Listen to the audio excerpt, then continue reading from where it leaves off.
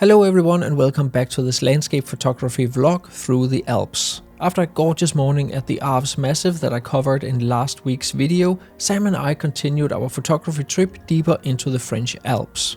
After a week of mostly clear weather, a heatwave hit France, but the forecast finally promised some long-awaited rain and mood in the mountains. And that's exactly what we got. Heavy rain showers built up throughout the day and finally broke over the peaks by afternoon. We even had to navigate a mudslide while driving into our next location.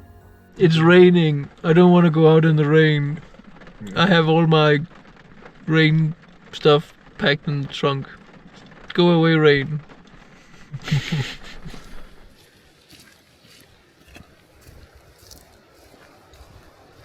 So the rain finally settled, and welcome here to Val Clare, which is probably the place I've seen the most photos from in the entire process of researching for this landscape photography trip to the French Alps. This here is just landscape photography extravaganza. We have this entire valley that is just full of beautiful backdrop mountains. We have a ton of different opportunities for foregrounds like streams, rivers, waterfalls, cliffs, trees and trails. And also right here where we have come to these exposed root-ish systems, some quite interesting plants, let's put it like that.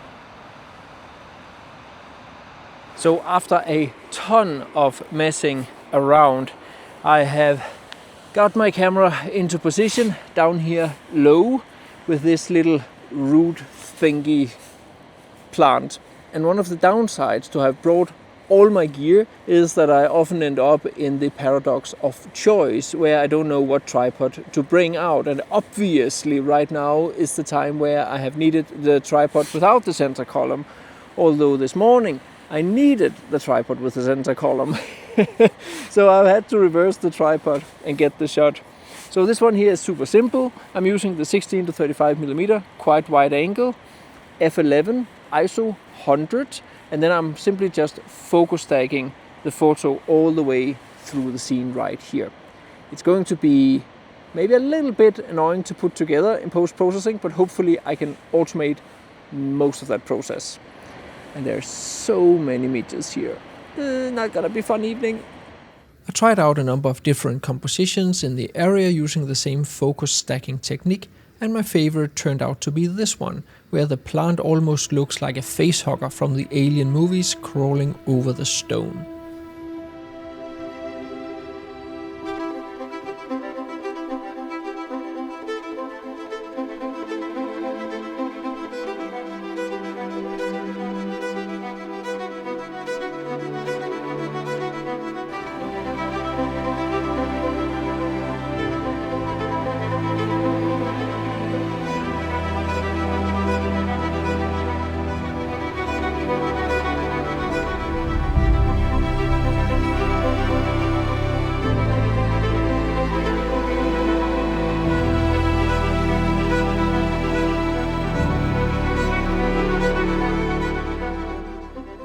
Some of you asked for a map of the locations I cover in this series, so why not oblige? I've put most of the locations into a digital map themed around the Alps, so I've also included those I've visited in the past.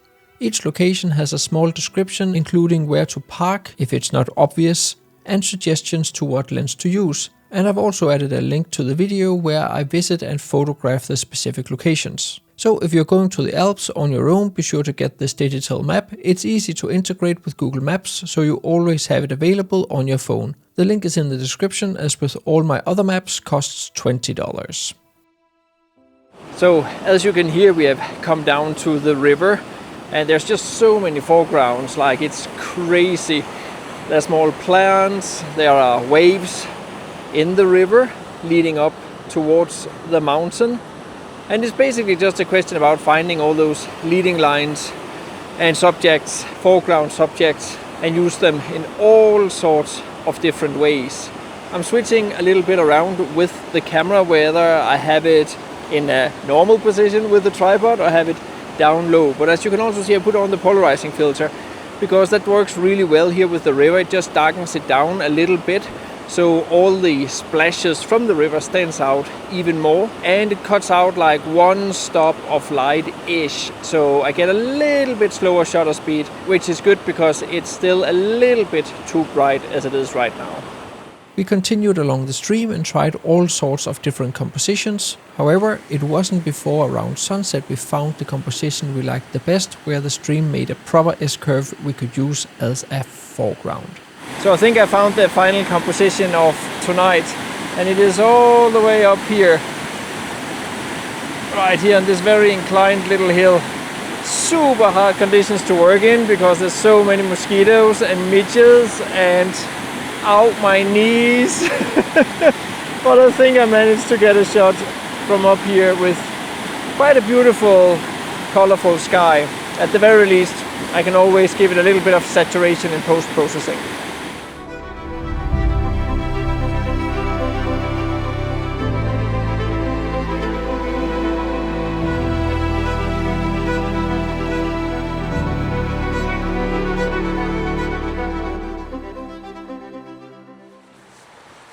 The following morning we stayed close to the car park where most of the photos from the Clarée Valley is taken. There's a little bridge that works as a great foreground, and just a few meters further up the stream there is another area of interesting foregrounds. So it is morning and we're out to photograph the mountain. I've come up on a rock where I have a bit better view of the river. We get a little bit more depth in the river, and then I can also go vertical. So it's quite the simple composition. It's simply just using the S-curve of the river leading up to the mountain. Right now we are waiting for the sun to come up, and hopefully these clouds won't be too big of a disturbance so that we can get some light on the mountain. Because as beautiful this valley is, if you want light on the main mountains, then it's a sunrise location. Sunset, the sun sets behind here. As you could see yesterday, we got some beautiful colors. But if you want light on the mountains, then sunrise it is. And just as we speak, the first light starts hitting the peaks. Beautiful. Settings wise, this is also quite simple. I put on the polarizing filter again, and I made sure that the polarizing effect is in the sky, which means that there is some glare on the water. And that is completely fine, I actually think, because I do like that it is a little bit blue. I find it to be too dark for this composition if I twisted the polarizing filter so I cut out the glare of the water. So you can see the S-curve here leading up to the mountain. ISO 100, right now f11 gives me a shutter speed of half a second. That is of course going to change as the sun comes up and hopefully throws some light onto the scene. I do think it's one of the most frustrating phenomenons in all of landscape photography when you want to photograph some mountains from a valley and you have the opposite valley part obscuring your view towards what's going on. These clouds have just been annoying us all morning and have been casting its shadow on like the main mountain. We finally have some light. It's not super orange anymore. Obviously a little bit of post-processing can change that. So the photo turned out, but it's still super annoying standing like for half an hour and just being like, come on light, play ball.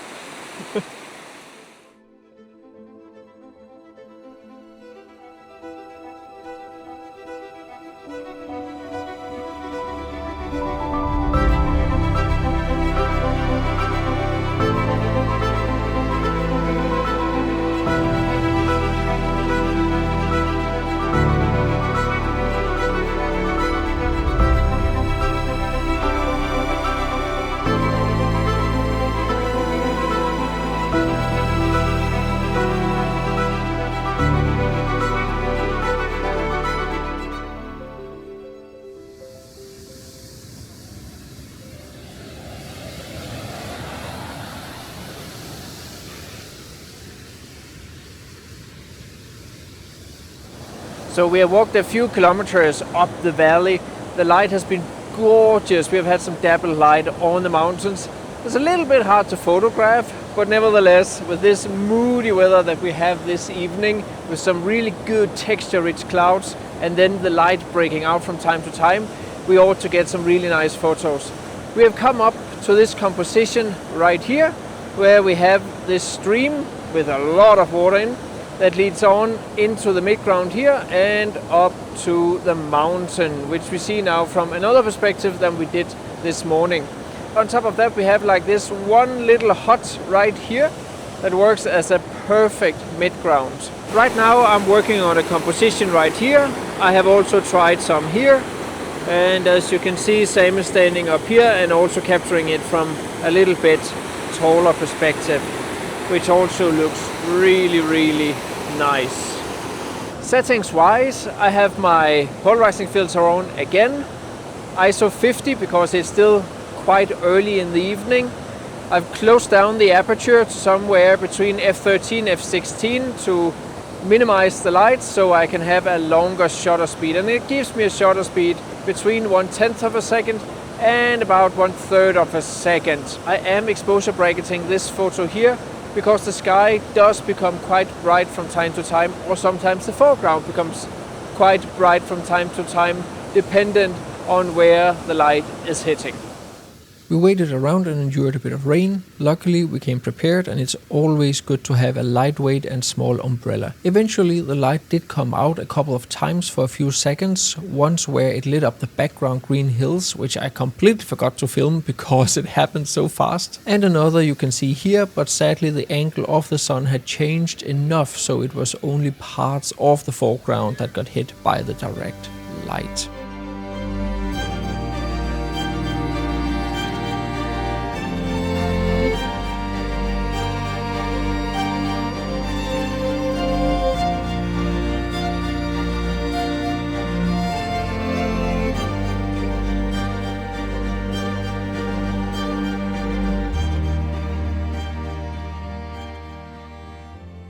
I wasn't entirely happy with the foreground I captured when the first and better light came, so I decided in post-processing to blend in another foreground I captured from another angle a few meters ahead. It was quite easy to blend them with the same techniques I teach in the focal length blending tutorial that's part of my post-processing course, Photoshop for Landscape Photographers. If you struggle with editing and getting the most out of your files, I cover all the techniques I use when editing my photos, along with how to actually use the programs and tools in that course.